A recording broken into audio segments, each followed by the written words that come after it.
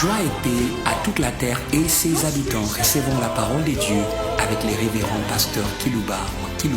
Que Dieu vous bénisse.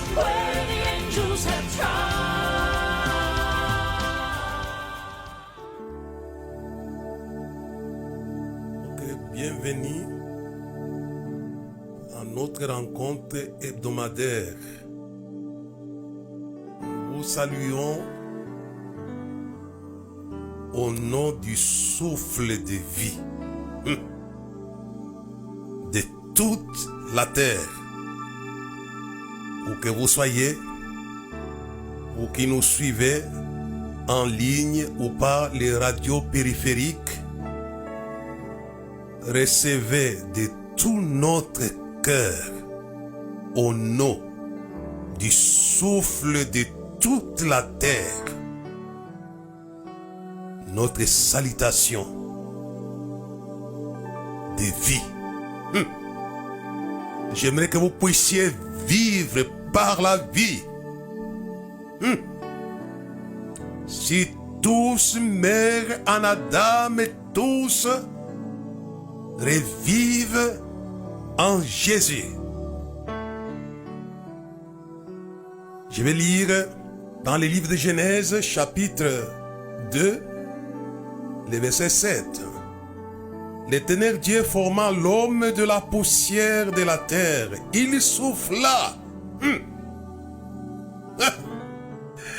Il souffla dans ses narines un souffle de vie.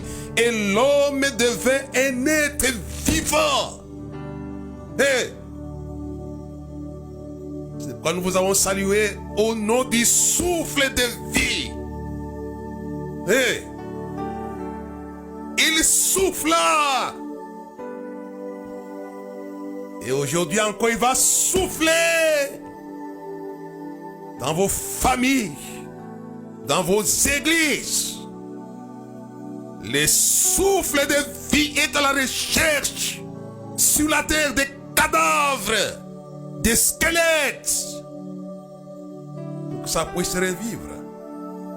Il souffla. Il souffla dans ses narines un souffle de vie. Et l'homme devint un être vivant. Et j'aimerais dire à ceux qui nous suivent, qui sont intellectuels, qu'il y a un philosophe, Descartes, qui disait: je pense donc, je suis. Et moi, j'ai dit non. La prise de conscience de notre vie naturelle vient par le souffle de vie. C'est quand Dieu souffle dans l'homme que l'homme devient un être vivant, un être humain vivant. Ce qui est intéressant, je n'ai pas le temps d'aller plus loin de ce côté-là. Dieu n'avait pas soufflé dans les narines des bêtes ou des poissons, des oiseaux. C'est pourquoi j'ai dit la prise de conscience de l'être humain venait selon la conclusion de ma lecture. L'homme devint un être vivant grâce au souffle de vie. Oh, alléluia! Et aujourd'hui, nous allons répandre un souffle de vie. Suivez-moi bien. Vous allez vivre par un souffle de vie de 4 cardinaux. Oh, alléluia. Ils sont un peu dans Ézéchiel, au chapitre 37. Et le verset 1 jusqu'au verset 9. La main de l'Éternel fit sur moi, l'Éternel me transporta en esprit et me déposa dans les milieux d'une vallée remplie d'ossements. rempli de morts. Oh, alléluia. Ce n'était pas les cimetières naturels dont il est question dans ce livre ici, et au chapitre 37. C'était les cimetières spirituels. Quant à ce qui concerne les cimetières naturels, ça viendra au temps. Quand Jésus reviendra, la trompette sonnera et les morts ressusciteront. Là, ce sera naturel. Mais ici, je parle d'un cimetière qu'on appelle la vallée des ossements. J'aimerais que le Seigneur vous accorde la vision réelle de ce que les villes des nations sont à l'écran céleste. Pendant que vous croyez vivre, vous ne vivez pas. Vous êtes des ossements desséchés, des squelettes. Il n'y a pas de place pour les squelettes dans le ciel. Le ciel, c'est un monde de vivants. Car les morts ne louent pas le Seigneur. Ce message prépare votre séjour dans les pays des vivants. Oh, et j'aimerais, on va vous sortir de cette vallée des ossements desséchés. Il me fit passer auprès d'eux tout autour. Voici, ils étaient fort nombreux à la surface de la vallée. Ils étaient complètement secs.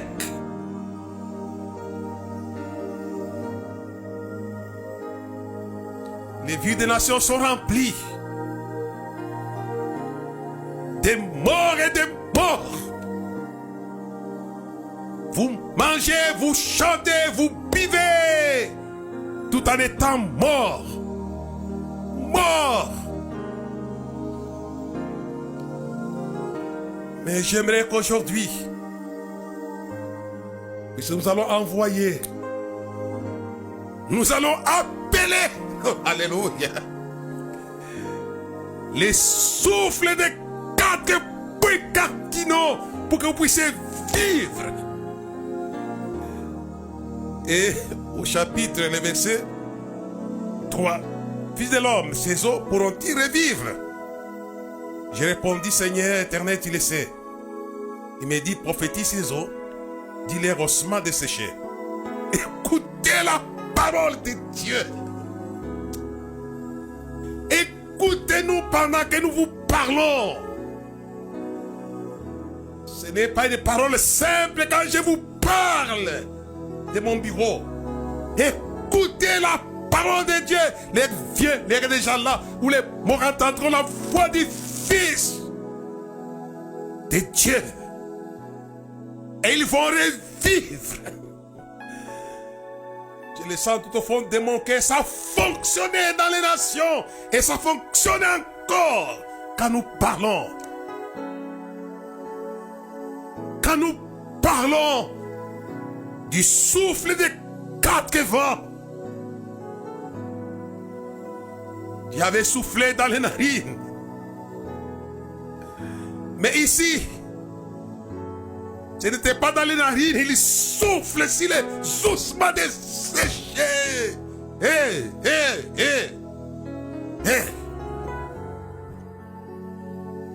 Quelle est la possibilité de ce souffle que je vous annonce aujourd'hui? Il ne souffle pas dans les narines dans ce texte ici, mais il souffle sur les ossements complètement secs. Quelle que soit votre vie spirituelle pourrie, nous allons souffler sur vous. Vous allez revivre une vie nouvelle. Si vous écoutez la parole de Dieu que nous vous annonçons, vous allez revivre Oh, alléluia. Ces ossements peuvent-ils revivre? Et tu le sais. Il dit prophétise. Il dit ossements desséchés, écoutez la parole de Dieu. Ils n'ont pas le temps d'écouter la parole de Dieu. Ils écoutent n'importe quoi. Ils écoutent des bobards. Ils n'ont pas la parole de Dieu. Si vous écoutez la parole de Dieu, vous allez revivre. J'aimerais continuer ma lecture assez rapidement. Ainsi parle l'Éternel à ses hôtes. Voici, je vais faire entrer en vous un esprit. Et vous vivrez. Comme Adam, on a fait entrer l'esprit. En lui parle une narine. Mais ici, il n'y a ni narine, ni bouche. C'est des eaux desséchées. Mais Dieu promet de faire entrer dans les eaux desséchées l'esprit. Oh, alléluia. Et vous allez revivre. Ce que j'ai dit ici, c'est quelque chose d'extraordinaire. Ça va entrer. Écoutez seulement cette prédication de ce mardi, publiée mercredi. Écoutez la parole de Dieu. Ayez soin d'écouter les hommes de Dieu qui parlent des oracles vivants qu'ils reçoivent du trône de Dieu, puisque ça communique l'esprit de vie. Oh, alléluia. Oh, alléluia. J'ai parlé dans certaines nations, dans des stades, dans cette ville de Lumbashi, dans ce Katanga natal. J'ai parlé. Il m'avait dit, j'ai un peuple nombreux, parle. Et j'ai parlé. Il a pris soin d'introduire l'esprit de vie. Et ils ont vécu. Et vous avez eu le réveil de cette ville, de cette province. Il y a des années, plus de 30 ans que j'ai parlé. Et je parle encore. Et je parlerai encore. Car je sais qu'en parlant, le Seigneur qui est avec moi va introduire dans ceux qui m'écoutent la parole de vie. Une vie et ils vont vivre. Alléluia, alléluia. Parlez à vos familles, parlez à vos villes, parlez à vos églises les paroles de Dieu. Parlez. De quoi est-ce que vous parlez? Nous parlons les paroles de Dieu. Et se charge d'introduire dans les ossements desséchés. Ici, il n'y a pas de narines, non pas comme chez Adam. Mais c'est le même souffle de vie. Il souffla. Et j'aimerais attirer votre attention que ce souffle-là n'est pas comme le vent, comme de l'air. Non, pas du tout. Qu'il avait soufflé. Puisque Dieu ne respire pas l'air naturel. C'était le souffle de sa parole. Alléluia.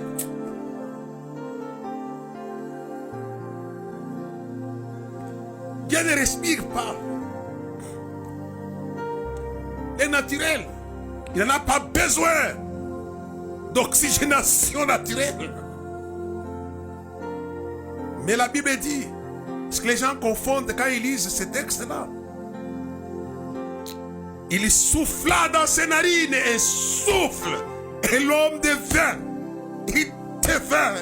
un être vivant. Et ici nous venons de lire. Ainsi parle le Seigneur l'Éternel. L'Éternel. Il n'a pas changé.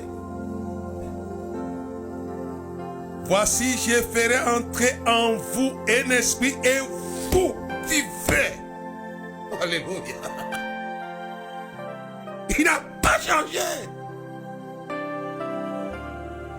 Celui qui avait fait entrer dans Adam, il souffla dans ses narines et l'homme devint un être vivant, conscient de son existence. Ce n'est pas la pensée de Descartes, non. L'homme devint conscient de son existence et l'existence des autres. Même de Dieu lui-même, car Dieu a mis dans l'homme la pensée de l'éternité. C'est le souffle de vie qui avait rendu l'homme conscient qu'il existait, qu'il vivait. Et ici aussi dit, je ferai entrer en vous un esprit et vous vivrez. Je vais sauter pour gagner le temps. Et le verset 9, je vais sauter pour le verset 9 pour gagner le temps. Il me dit, prophétise et parle à l'esprit. Il y a une chose qui est intéressante ici. Prophétise et parle à l'esprit, prophétise, et fils de l'homme, et dit à l'esprit. Ainsi parle le Seigneur l'Éternel. Esprit, viens des quatre vents et souffle sur ces morts qu'ils revivent. Nous allons parler à l'esprit des quatre vents. Il y a dans le monde l'esprit des quatre points cardinaux. Il a placé dans le monde. Ce n'est plus dans les narines de Dieu. Ce n'est plus dans la bouche de Dieu. Esprit, viens. Viens, Esprit du Seigneur, viens. Nous t'attendons. Alléluia. Mets la joie dans nos cœurs. Par l'Esprit, oh Alléluia. Viens, Esprit du Seigneur. Viens. Nous t'attendons. Alléluia. Il y a l'Esprit. Dis, parle à l'Esprit. J'aimerais que l'Église se réveille et parle à l'Esprit aujourd'hui. Pour le réveil de l'humanité. Je viendrai vers mon sujet, je gagne le temps. C'est Dieu qui parle à son serviteur Ézéchiel. Serviteur de Dieu, c'est va enseigner. Écoutez-moi. Dis, parle à l'esprit. Dis, esprit. Viens des quatre vents, souffle sur ces mots. Oh, alléluia. Nous allons appeler aujourd'hui. L'esprit dit, viens des quatre vents. Il est au nord, il est au sud, il est à l'est, il est à l'ouest. Il y a un esprit de réveil dans le monde. Oh, alléluia. Le problème est qu'il a déjà lâché cet esprit aux quatre vents qui communique la vie. Mais il faut que l'Église, à l'instar d'Ézéchiel, puisse appeler.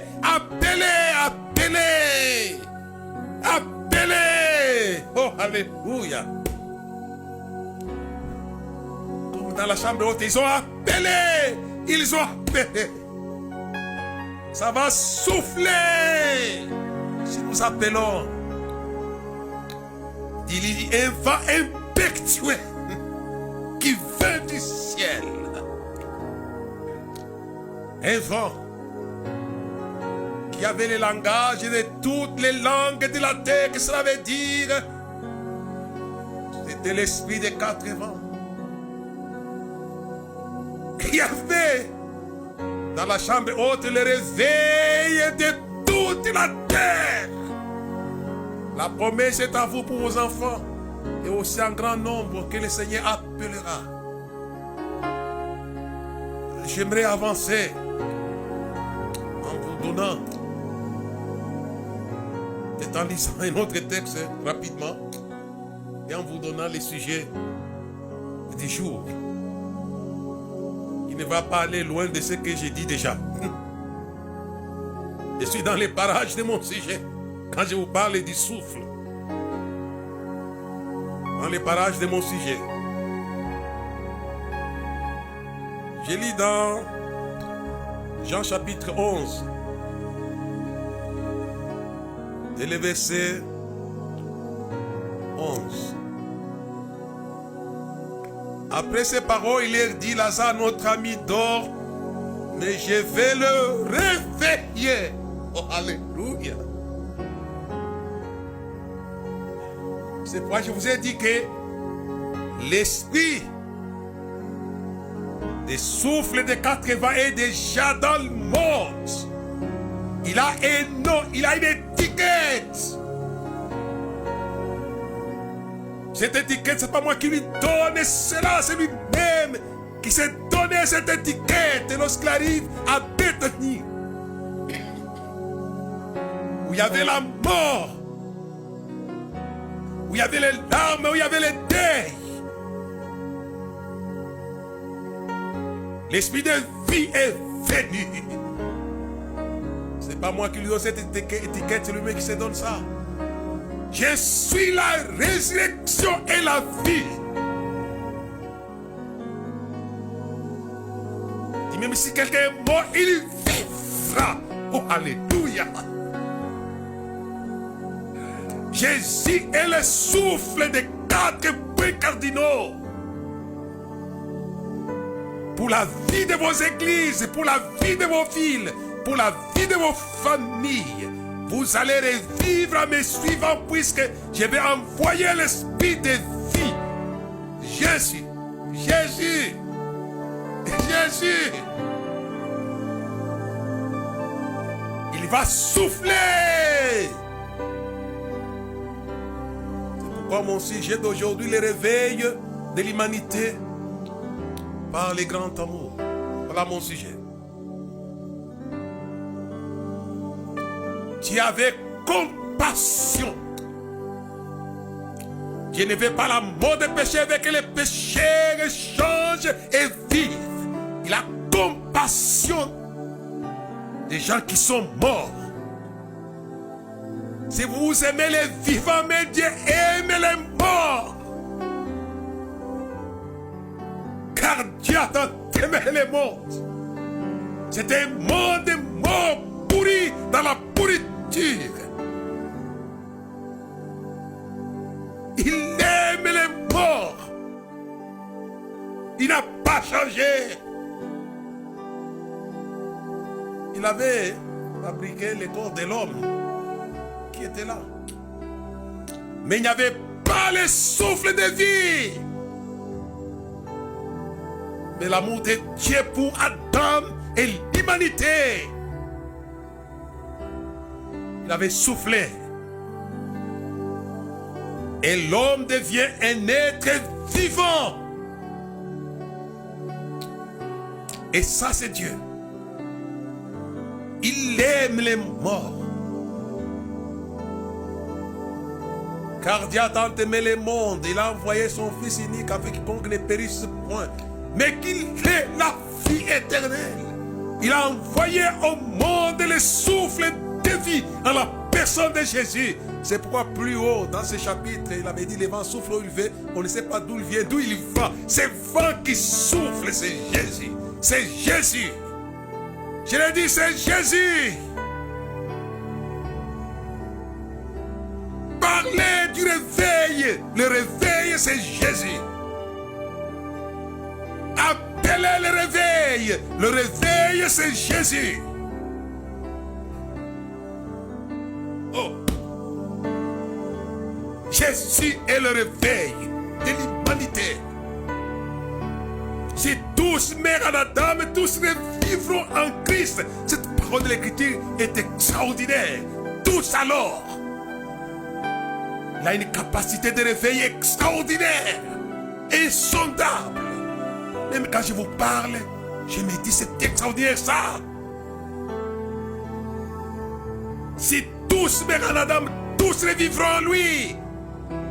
Car c'est un esprit de réveil. Notre ami Lazare dort, je vais le réveiller. Je vais le réveiller. Je vais le réveiller. Mais l'ami de son père qui est aussi dans la mort, c'est le monde mondial. Car Dieu a tant aimé le monde, il a donné son Fils unique, afin que quiconque croit en ne périsse point, mais qu'il ait la vie éternelle.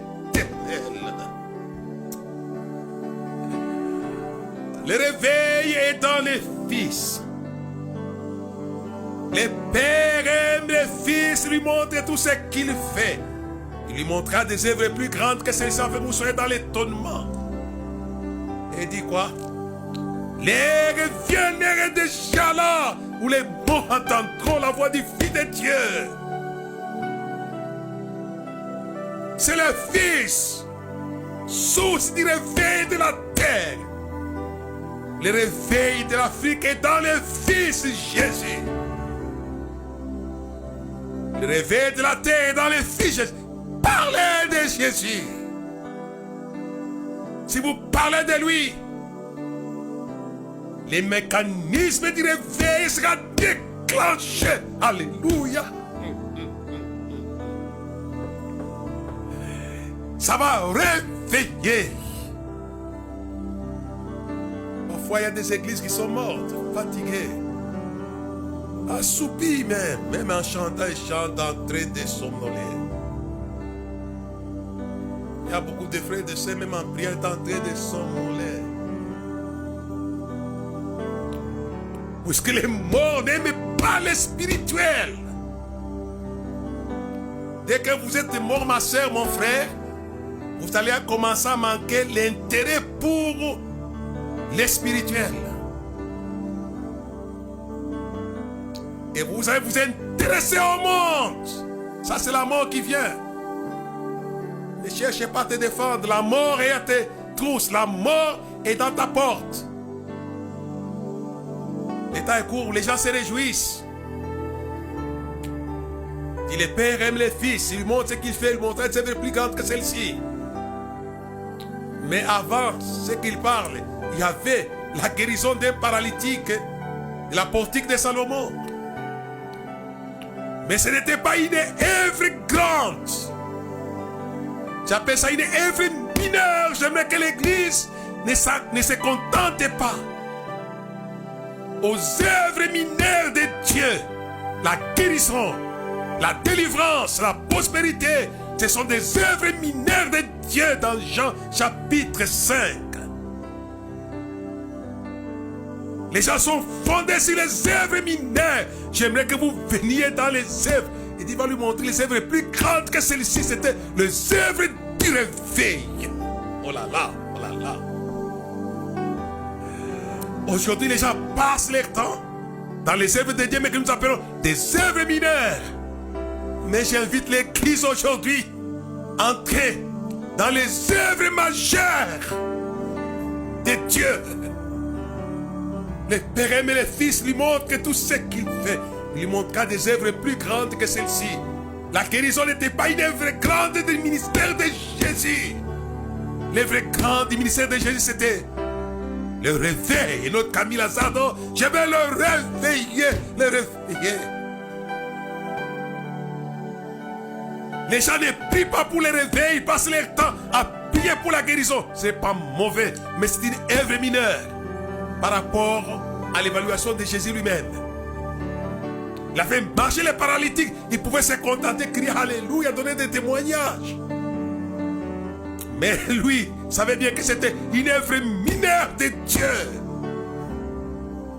Il fallait passer à l'œuvre majeure, le réveil de l'humanité. C'est le grand amour. Car Dieu a tant aimé le monde. Il a donné son Fils pour le réveil de l'humanité.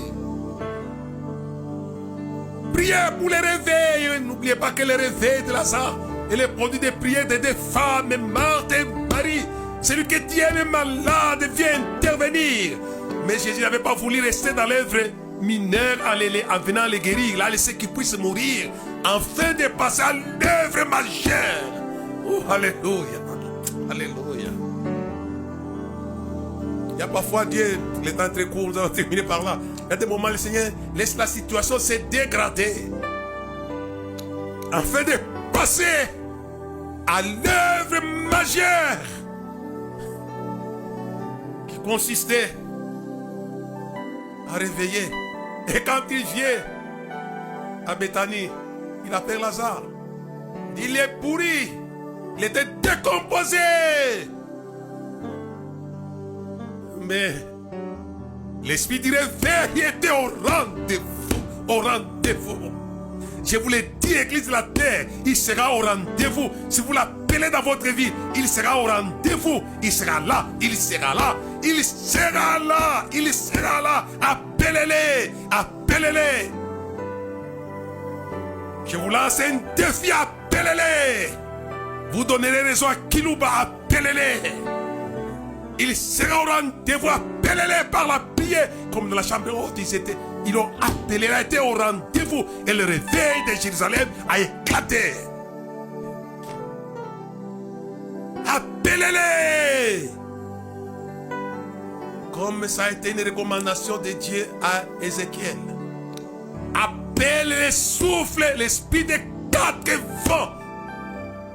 Qu'il souffle sur ces morts, ils les revivront. Appelez, appelez. C'est un défi que je lance à l'église. Appelez, appelez ce souffle de 80, c'est Jésus. Il sera au rendez-vous. L'église de Jérusalem était au moins mieux. Ils ont appelé, et la Bible dit, il se fit entendre un vent impétueux dans la chambre haute. Et le réveil a commencé. C'était l'œuvre de Dieu majeure. Il y a eu des connexes, des œuvres de Dieu mineurs. Ils ont guéri. Ils ont eu des maisons. Ils ont chassé les démons. Ça, c'était des œuvres mineures. C'est le réveil qui est l'œuvre majeure. Le réveil de l'humanité par le grand amour. C'est parce que Dieu aime. Il aime, il aime, il aime. Il aime. Je vous demande d'appeler. Nous n'avons pas pu décortiquer tout ce que je voulais dire. Parce que le temps me manque. Je vais terminer en demandant à l'église d'emboîter les pas des femmes, Marthe et Marie. Tous avec les MN. Marthe et Marie. MML. Ça, elle était déjà mort. Il pourrissait. C'était Lazare. Mais les deuxièmes vivaient encore. Et les sont appelés. Ils ont demandé pour l'œuvre mineure. Et Jésus dit, je me suis réjoui du fait que j'ai traîné. Car son père voulait l'utiliser pour l'œuvre majeure. Guérissez les malades. C'est l'œuvre mineure de Jésus. À mon nom, chasseront les démons. À mon nom, ils imposeront les mains aux malades. À mon nom, s'ils boivent des breuvages mortels, ils ne mourront pas à mon nom. Je décide. Ce sont les œuvres mineures. Entrez vers les œuvres majeures de l'Église. Le Père aime le Fils. Il lui montre ce qu'il fait. Il lui montrera des œuvres plus grandes que celles-ci. C'était le réveil. L'air de Jean chapitre 5. Où les morts entendront la voix du Fils de Dieu. Je souhaite le réveil à vos villes, à vos nations, à la terre. Puisque Jésus est sur la terre. C'est l'esprit du réveil. Appelez-les. J'espère que vous allez obéir à cette injonction de l'Éternel à Ézéchiel. Appelle, dis à l'esprit, appelle les souffles des quatre vents. Ça va faire entrer le réveil. Dieu vous bénisse. et à la prochaine. Amen.